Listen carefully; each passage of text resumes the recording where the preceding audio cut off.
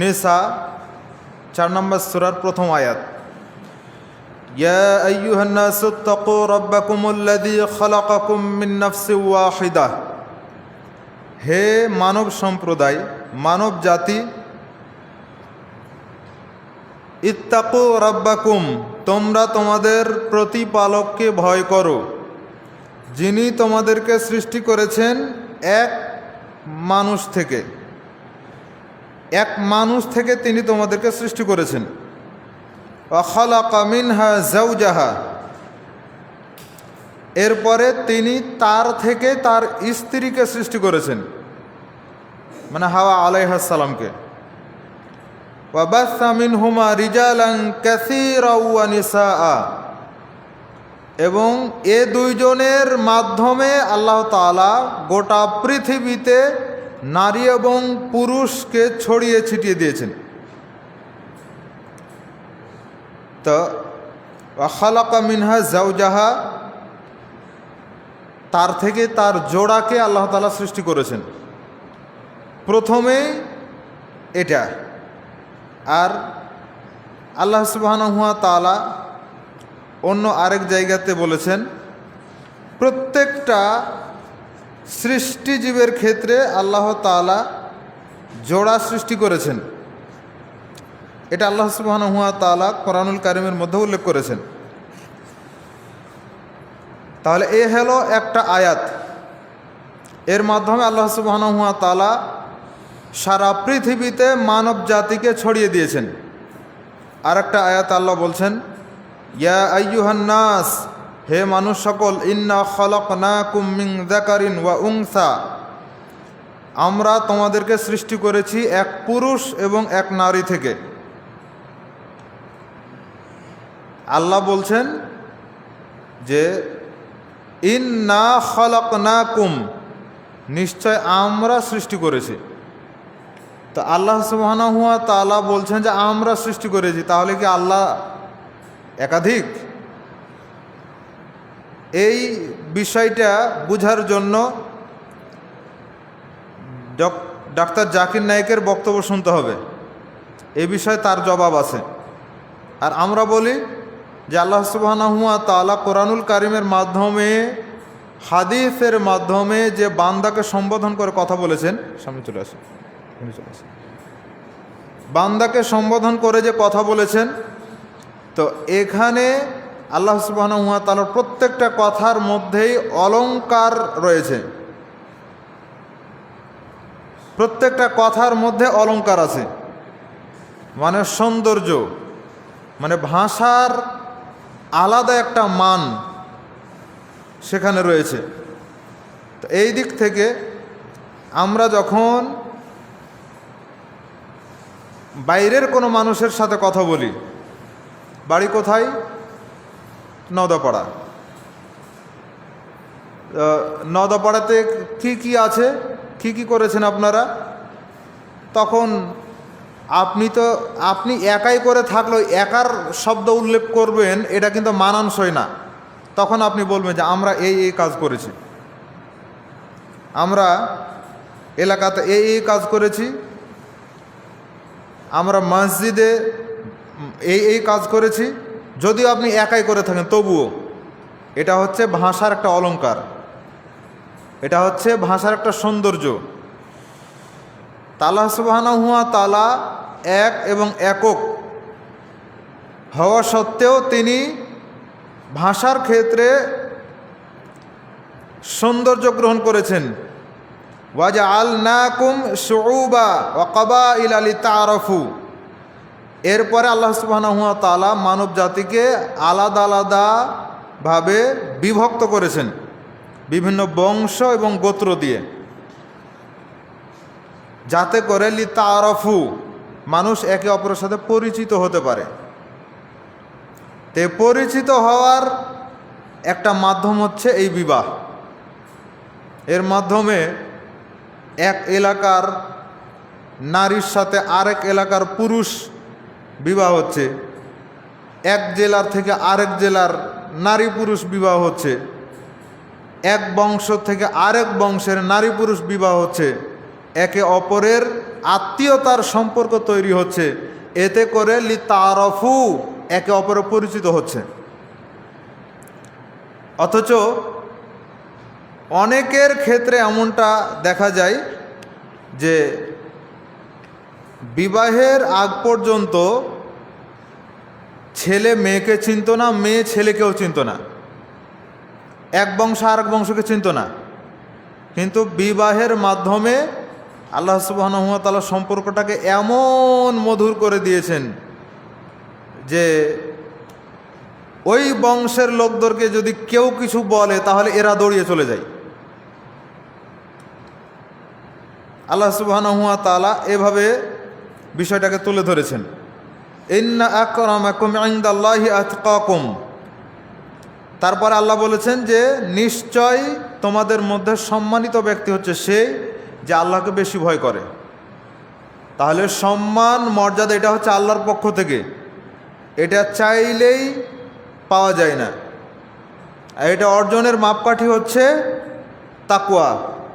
যে আল্লাহকে যত বেশি ভয় করবে সে তত বেশি সম্মানিত হবে, প্রকাশ্যে হোক গোপনে হোক।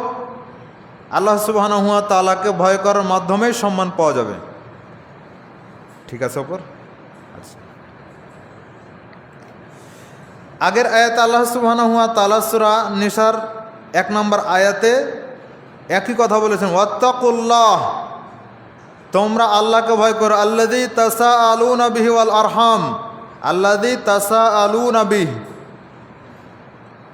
তোমরা সেই আল্লাহকে ভয় করো যার মাধ্যমে, যার নামের মাধ্যমে তোমরা একে অপরকে জানচা করে থাকো, চেয়ে থাকো, মানে স্বামী স্ত্রী। আল্লাহ সুবহানাহু ওয়া তাআলার নামের মাধ্যমে হয়, মানে কোরআনের 3টা আয়াত পড়ে খুতবার মাধ্যমে বৈধ পদ্ধতিতে ইসলামের রীতি অনুযায়ী বিবাহ পড়ানো হয়। ওয়াল আরহাম, এবং আত্মীয়তার সম্পর্ক, রেহেমের সম্পর্ক, রক্তের সম্পর্ক, আত্মীয়তার সম্পর্কের বিষয়ে আল্লাহকে ভয় করো। তাহলে এখানে ভয় করারও কারণ আল্লাহ উল্লেখ করেছেন। কি কি কারণে ভয় করতে হবে?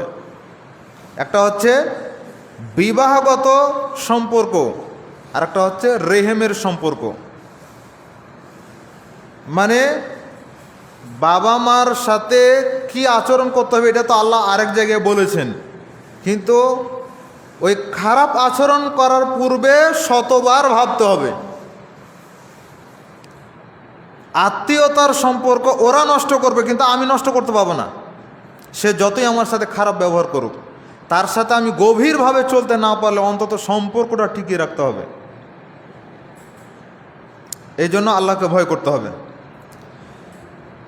নবী রাসূলদের ক্ষেত্রে আল্লাহ সুবহানাহু ওয়া তাআলা বিবাহের সম্পর্কটাকে নিয়ামত হিসেবে উল্লেখ করেছেন। সূরা রাদ 13 নম্বর সূরা 38 নম্বর আয়াত আল্লাহ বলছেন, ওয়ালাকাদ আরসালনা রুসুলাম মিন ক্বাবলিক ওয়াজআলনা লাহুম আজওয়াজা ওয়া যুররিয়্যাহ। নবী সাল্লাল্লাহু আলাইহি ওয়াসাল্লামকে সম্বোধন করে আল্লাহ তাআলা বলছেন যে আপনার পূর্বে অনেক নবী রাসূল আমি পাঠিয়েছি এবং তাদেরকে স্ত্রী সন্তানের ব্যবস্থাও করে দিয়েছি। তাহলে নবী রাসূলকে কোনো কিছু দেওয়া মানে সম্মানের বিষয়, আর ওই জিনিসটাও আল্লাহ সুবহানাহু ওয়া তাআলা আমাদের জন্য ব্যবস্থা রেখেছেন। তাহলে এটা কতটা মর্যাদা নিয়ে আসে দেখুন।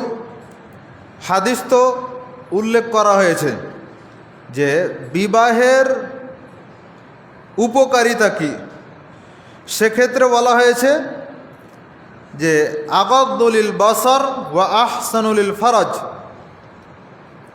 বিবাহের মাধ্যমে চক্ষু অবনত হবে, লজ্জাস্থান হেফাজত হবে। ও ভাববে বাইরে যেই নারীকে দেখছি আমি, ওই একই নারী আমার ঘরে আছে। যেই নারীটাকে দেখে আমার মনোবাসনা তৈরি হচ্ছে, ওই একই জিনিস আমার ঘরে আছে। তাহলে আমার তো অবৈধভাবে তাকানোর কোনো প্রয়োজন নাই।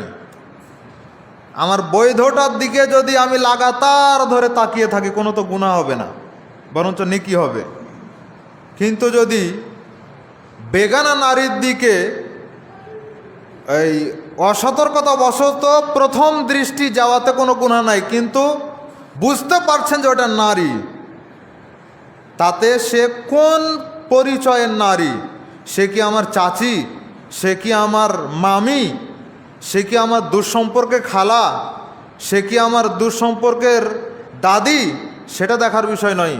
ওর দিকে তাকানোই যাবে না। যদি সে ছোট বাচ্চা হয়, যদি সে বয়স্ক নারী হয়, তাহলে সেক্ষেত্রে ভিন্ন কথা।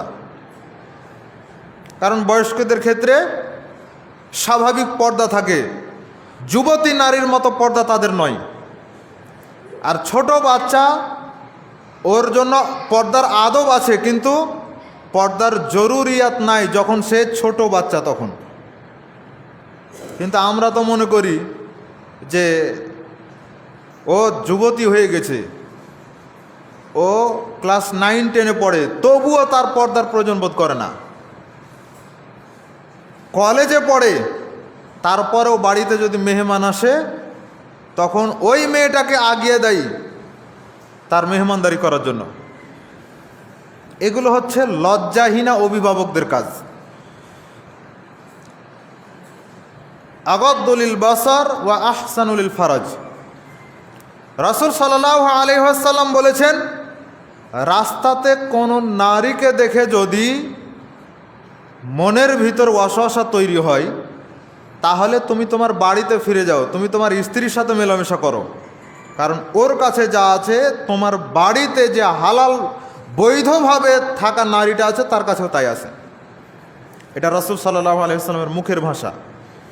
তাহলে চক্ষু নিচু হবে, ভাববেন যে ওটা তো হারাম, কিন্তু আমার ঘরে তো হালালটা আছে।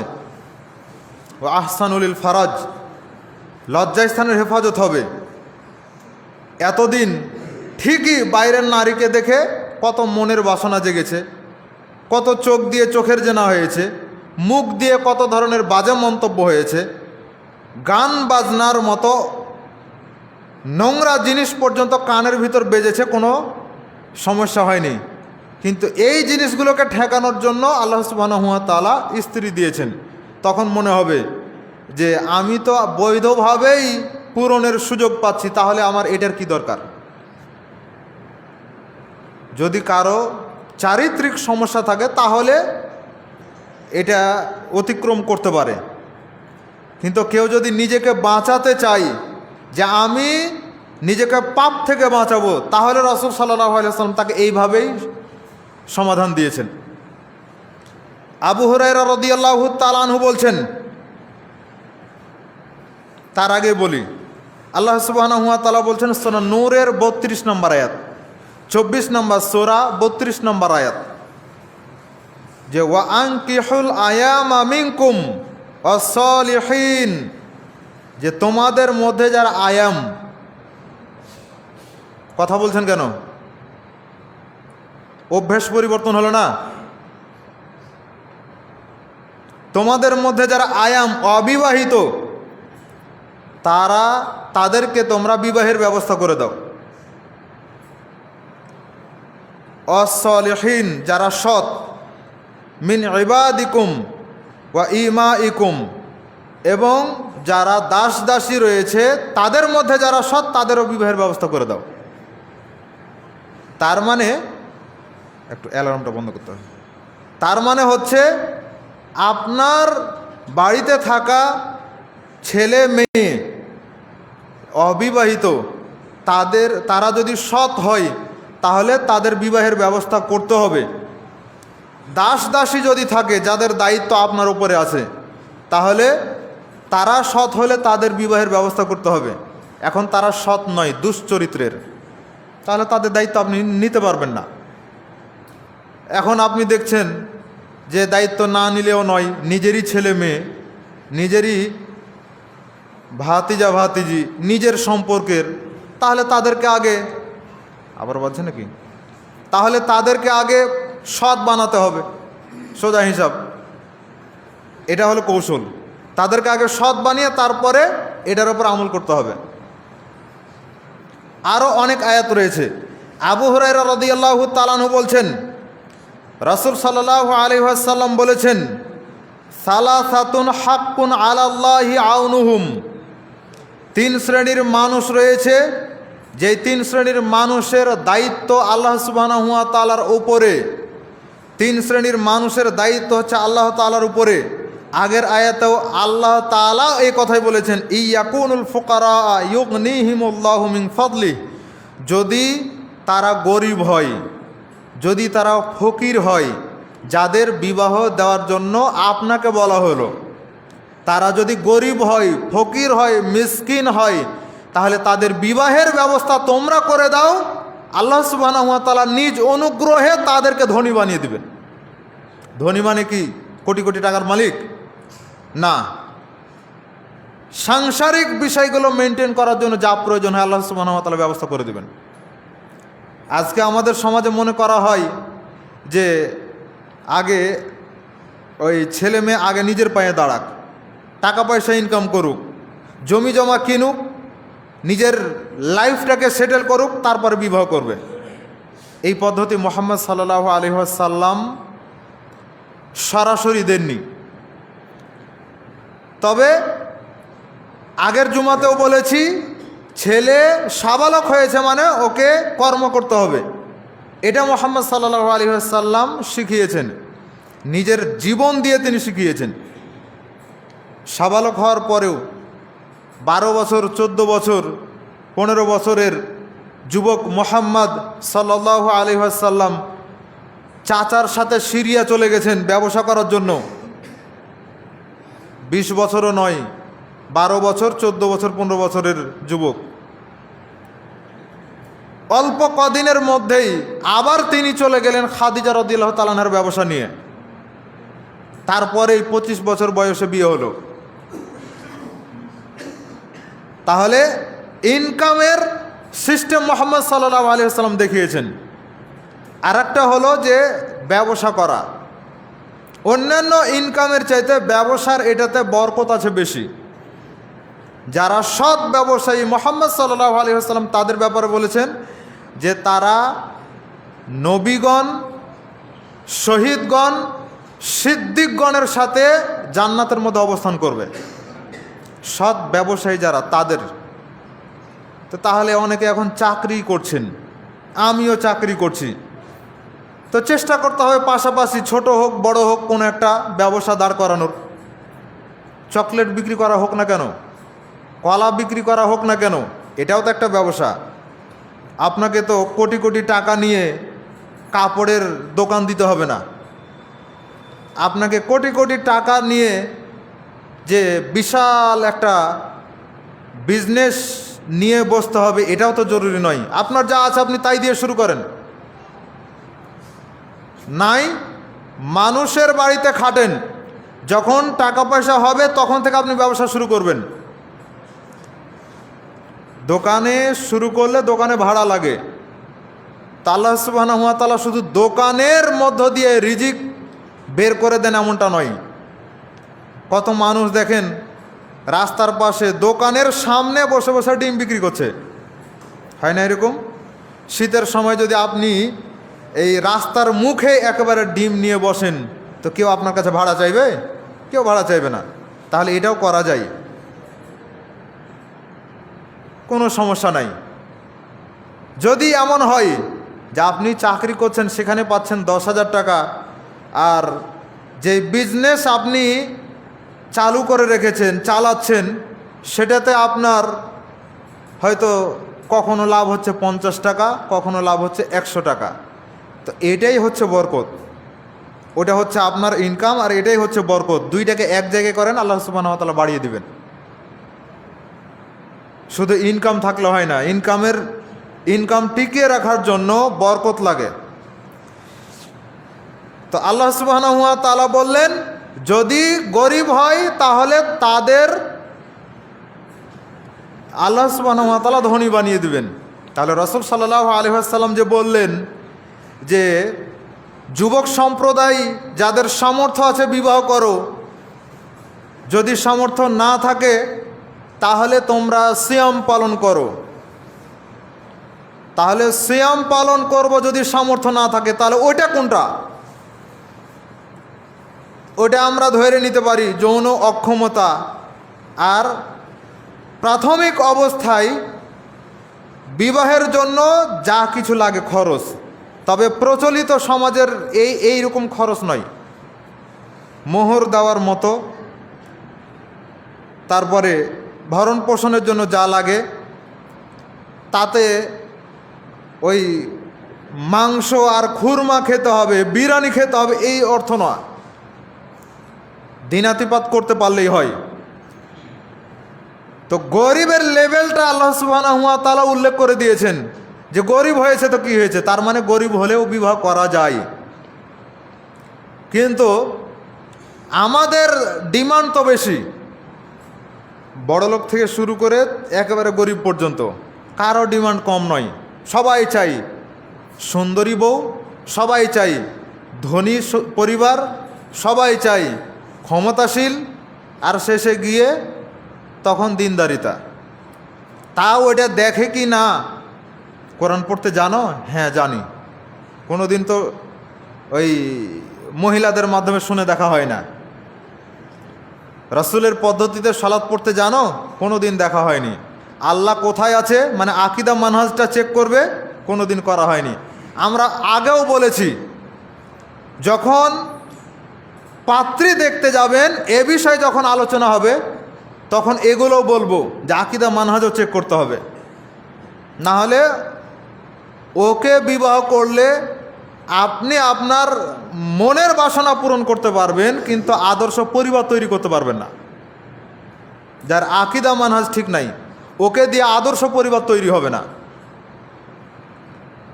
তো রাসূল সাল্লাল্লাহু আলাইহি ওয়াসাল্লাম বলছেন, 3 শ্রেণীর ব্যক্তিকে সাহায্য করা আল্লাহর জন্য জরুরি, আল্লাহর জন্য অপরিহার্য।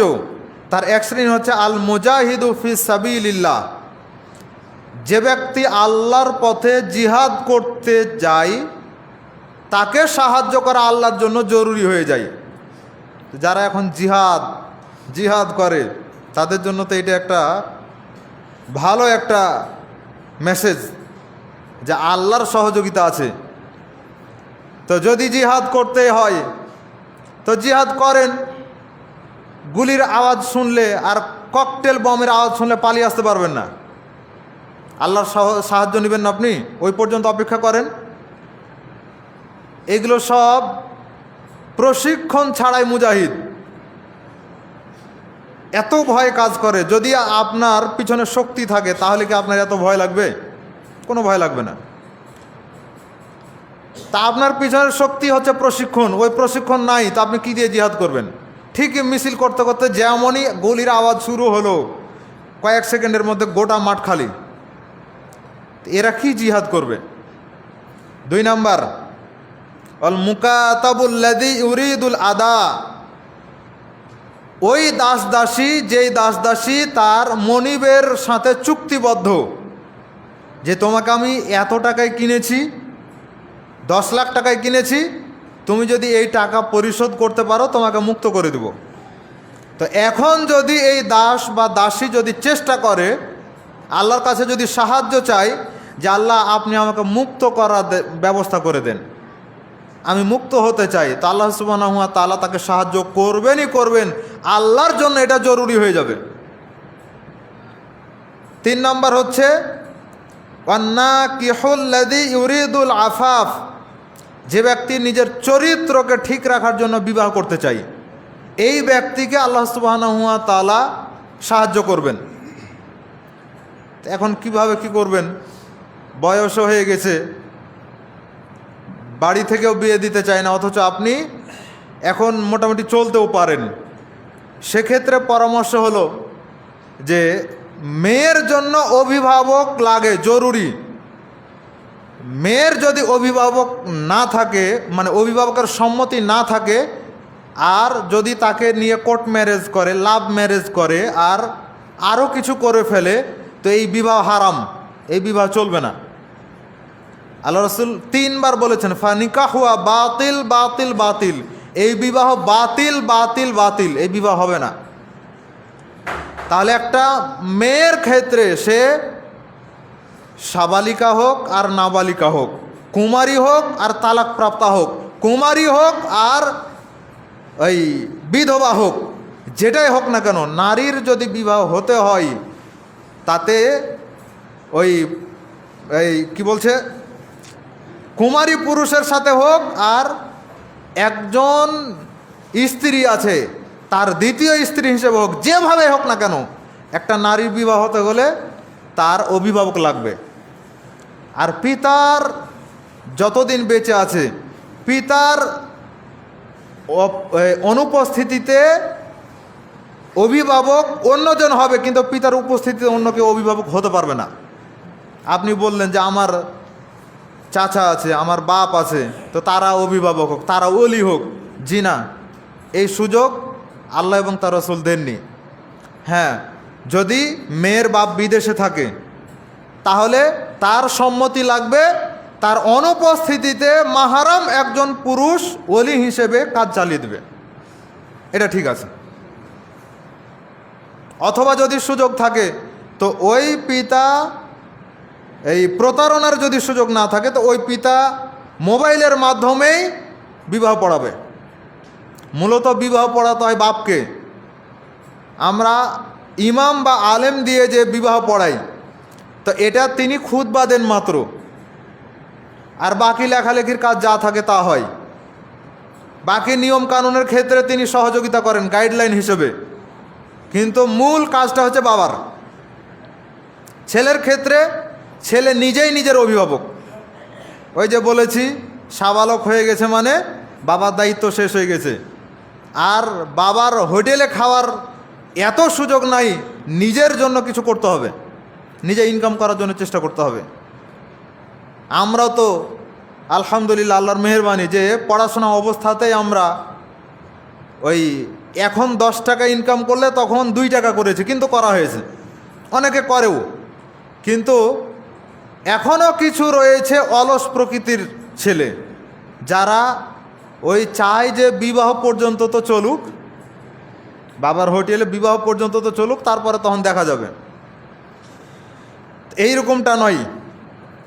নিজের নৈতিক পবিত্রতা রক্ষা করার জন্য যেমন আল্লাহ বিবাহ দিয়েছেন, এই বিবাহের জন্য ঠিক ইনকামেরও প্রয়োজন আছে।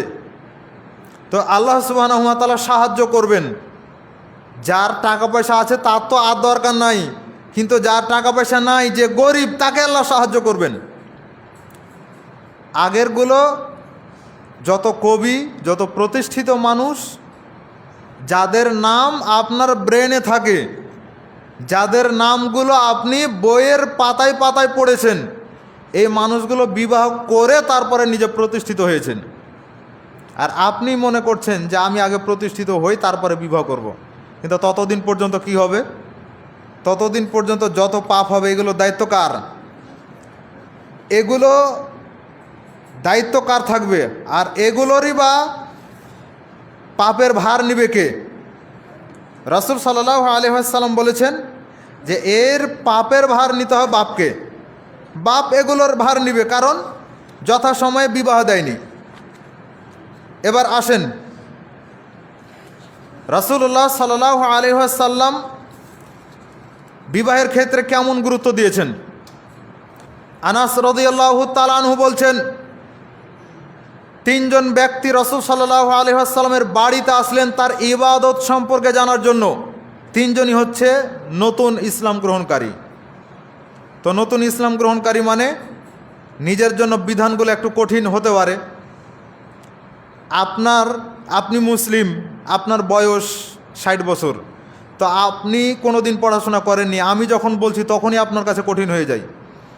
তো এতদিন ধরে আপনি না পড়েছেন, না শুনেছেন, না কিছু করেছেন, এটা আপনার জন্য কঠিন। তো যে মুসলিম, ওর জন্য মনে হয় এত কঠিন হবে না যতটা আপনার জন্য কঠিন। তো 3 জন ব্যক্তি মুহাম্মদ সাল্লাল্লাহু আলাইহি ওয়াসাল্লামের বাড়িতে উপস্থিত, বলছেন যে রাসূল সাল্লাল্লাহু আলাইহি ওয়াসাল্লামের ইবাদত সম্পর্কে কিছু বলেন। আল্লাহ রসুলকে পায়নি, তখন তার স্ত্রীদেরকে বলছেন।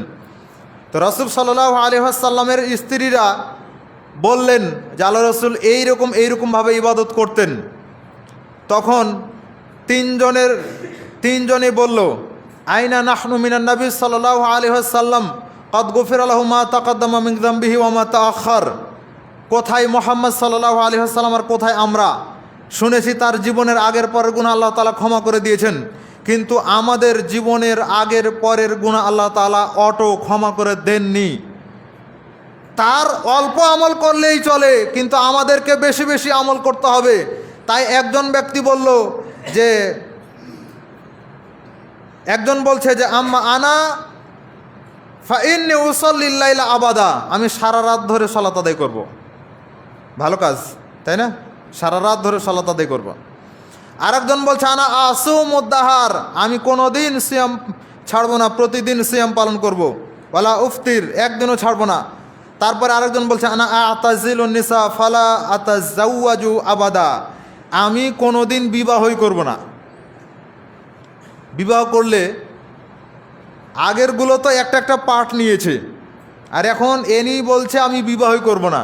তার মানে বিবাহ করলে তাহাজ্জুদ মিস যাবে, বিবাহ করলে সিয়াম রাখা যাবে না, এইরকম বিষয়। তো বিবাহই করব না। এই আলাদা হয়ে বসো। রাসূল সাল্লাল্লাহু আলাইহি ওয়াসাল্লাম আসলেন, আসার পরে তিনি বলছেন আনতুমুল্লাযীনা কুলতুম কাযা ওয়া কাযা, তোমরা কি এই কথাগুলো বলেছো?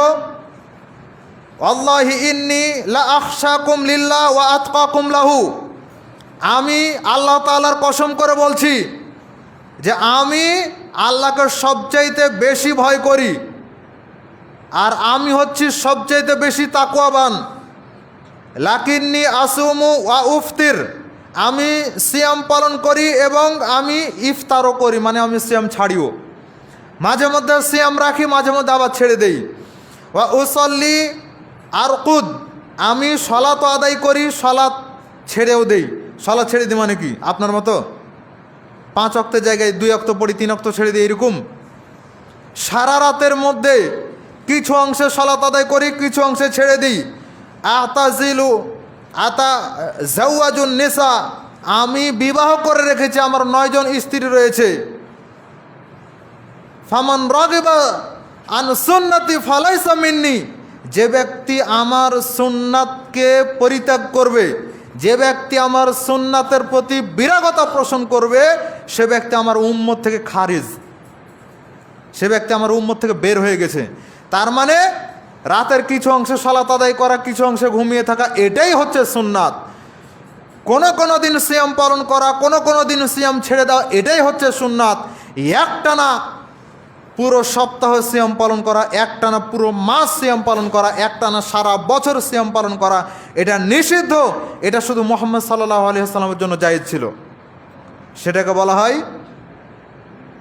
সেটাকে একটা নাম দেওয়া হয়েছে সিয়ামের নাম হিসাবে, কিন্তু এটা তার জন্যই খাস ছিল, আমাদের জন্য এইরকম কোনো কিছু দেওয়া হয়নি। তারপরে শুনেন, এই যে মুহাম্মদ সাল্লাল্লাহু আলাইহি ওয়াসাল্লাম বললেন, তারপরে তিনি বলছেন যে আমার স্ত্রী রয়েছে, তার মানে স্ত্রী থাকাটাও সুন্নাহ।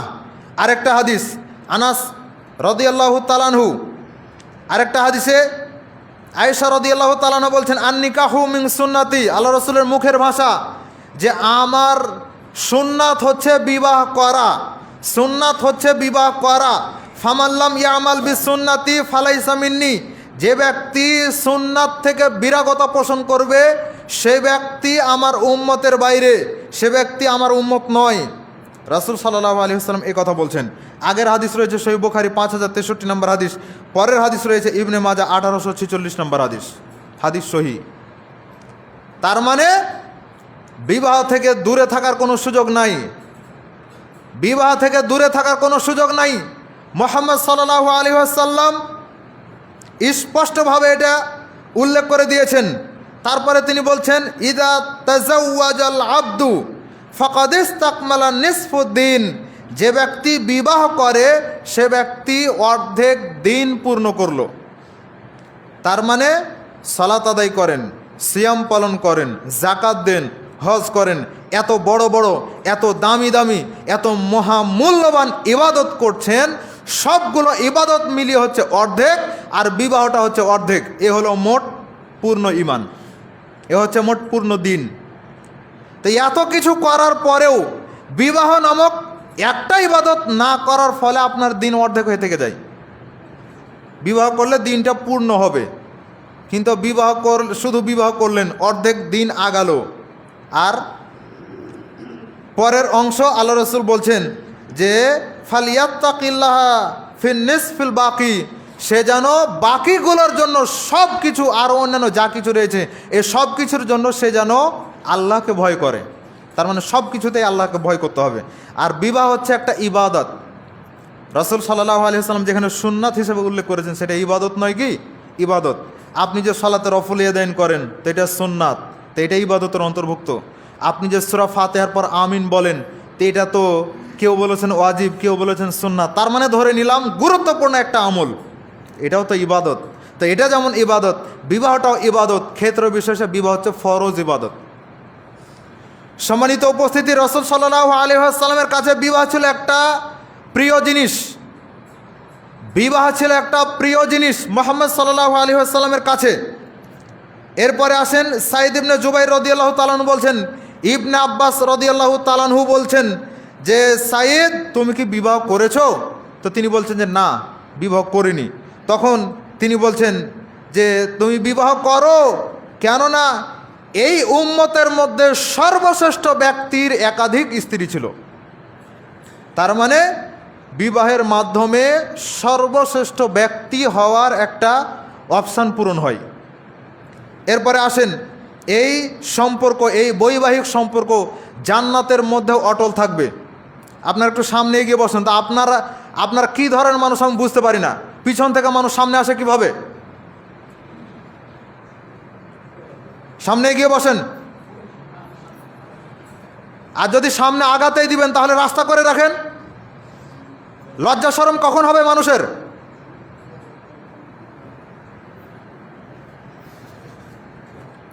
সূরা রাদ 23 নম্বর আয়াত আল্লাহ সুবহানাহু ওয়া তাআলা সেখানে উল্লেখ করে দিয়েছেন, জান্নাতু আদনি ইয়াদখুলুনাহা ওয়া মান সালাহা মিন আবাইহিম ওয়া আজওয়াজিহিম ওয়া যুররিয়াতিহিম, যে সেটা জান্নাত হচ্ছে চিরস্থায়ী জান্নাত। সেখানে প্রবেশ করলে সৎ ব্যক্তিরা প্রবেশ করবে, সেখানে তাদের বাপদাদারা প্রবেশ করবে, তারা স্ত্রীর সন্তান সহকারে জান্নাতে প্রবেশ করবে, যারা সৎ ব্যক্তি তারা।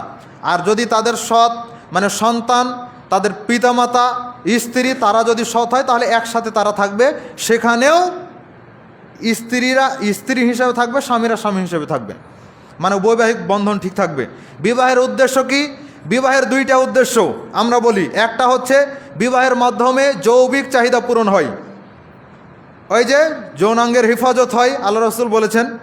তো আবু যর রাদিয়াল্লাহু তাআলা আনহু বলছেন, কিছু সাহাবীরা রাসূল সাল্লাল্লাহু আলাইহি ওয়াসাল্লামের কাছে গিয়ে বললেন যে আল্লাহ রসুল, অনেক ধনী ধনী সাহাবী রয়েছে, তারা নেকি একবারে কুড়িয়ে নিয়ে চলে যাচ্ছে, অথচ তারাও সালাত আদায় করে, আমরাও সালাত আদায় করি, তারাও সিয়াম পালন করে, আমরাও সিয়াম পালন করি, তো আমাদেরকে তো এই জায়গাতে পারবে না, কিন্তু ওরা দান করে নেকি অর্জন করে নিয়ে চলে যাচ্ছে। তো রাসূল সাল্লাল্লাহু আলাইহি ওয়াসাল্লাম বললেন যে আল্লাহ সুবহানাহু ওয়া তাআলা কি তোমাদেরকে এমন কিছু দেননি?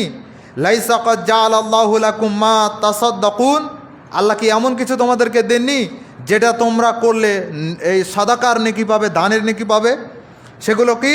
ইন্না বিকুল্লি তাসবিহাতিন সাদাকা, নিশ্চয় প্রত্যেকটা তাসবিহ সুবহানাল্লাহ পড়া এটা হচ্ছে দানের নেকি। ওয়া কুল্লু তাকবীরাতিন সাদাকা, প্রত্যেকটা তাকবীর আল্লাহু আকবার পাঠ করা হচ্ছে সাদাকা। ওয়া কুল্লু তাহমিদাতিন সাদাকা, প্রত্যেকটা প্রশংসনীয় বাক্য, প্রত্যেকটা আলহামদুলিল্লাহ বলা হচ্ছে সাদাকা। ওয়া কুল্লু তাহলিলাতিন সাদাকা, প্রত্যেক লা ইলাহা ইল্লাল্লাহ পাঠ করা হচ্ছে সাদাকা। ওয়া আমরু বিল মারুফে সাদাকা, প্রত্যেকটা ভালো কাজের আদেশ করা, ভালো পথ দেখিয়ে দেওয়া হচ্ছে সাদাকা। ওয়া নাহি আনিল মুনকারি সাদাকা, প্রত্যেকটা খারাপ কাজ থেকে মানুষকে নিষেধ করাটা হচ্ছে সাদাকা। ওয়াফি বুদঈ আহাদিকুম সাদাকা, আর তোমাদের স্ত্রীর সাথে মিলে থাকা, মেলামেশা করা, এটা হচ্ছে সাদাকা। তা আপনি যেমন অবাক হচ্ছেন, সাহাবীরাও অবাক হয়ে বলছেন যে আল্লাহ রসুল, আমাদের পুরুষ মানুষরা তাদের স্ত্রীর সাথে মেলামেশা করবে নিজের যৌবিক চাহিদা পূরণের জন্য, এতেও কি আল্লাহ নেকি দিবেন? তো রাসূল সাল্লাল্লাহু আলাইহি ওয়াসাল্লাম বললেন যে ফাকাযালিকা ইযা ওয়াদাহা ফিল হালালি কানা লাহু আজরুন, যদি কোনো পুরুষ তার এই হালাল স্ত্রী বাদ দিয়ে যদি কোনো হারাম জায়গাতে গিয়ে সেটা পূরণ করতো, তাতে কি গুনাহ হতো না? তো ওটাতে যেমন গুনাহ হতো, হালাল স্ত্রীর কাছে যাওয়ার কারণে এতে নেকি হবে। তো যেটাই নেকির কাজ সেখানে আল্লাহ সুবহানাহু ওয়া তাআলা নিয়ম কানুন দিয়ে রেখেছেন, যার কারণে স্ত্রীর কাছে যেতে হলে দোয়া পড়তে হয়। তাহলে এটাও একটা ইবাদত, এটাও একটা নেকির কাজ। সহিহ মুসলিমের 1006 নম্বর হাদিস। 2 নম্বর উদ্দেশ্য হচ্ছে সন্তান গ্রহণ এবং বংশবিস্তার। সন্তান গ্রহণ এবং বংশবিস্তার যে আয়াতগুলো আমরা পূর্বে বলে দিয়েছি, আল্লাহ সুবহানাহু ওয়া তাআলা এই বংশ বিস্তার করেছেন স্বামী স্ত্রীর মধ্য দিয়ে। অথচ আজকে আমরা দেখি যে মানুষ এটাকে বন্ধ করে রাখার জন্য চেষ্টা করে, বিভিন্নভাবে বন্ধ করে রাখার জন্য চেষ্টা করে। মানে বিবাহ হয়েছে, এখনও টাকা পয়সা হয়নি, সব টাকা পয়সা এসে খেয়ে দিয়ে শেষ করে দিয়ে চলে যাবে সন্তান এসে, যার কারণে এখনও সব কিছু বন্ধ। যাক 5 বছর একটু এনজয় করে নেই, তারপরে তখন সন্তান নিব, ততদিনে রাস্তাঘাট সব বন্ধ। তো এটা নিজের দোষের কারণে হচ্ছে, এই পথ থেকে বিরত থাকতে হবে। আল্লাহ সুবহানাহু ওয়া তাআলা যেটা নির্ধারণ করে রেখেছেন সেটার উপরে সন্তুষ্ট থাকতে হবে। কেন? ওই বিগত সময়ে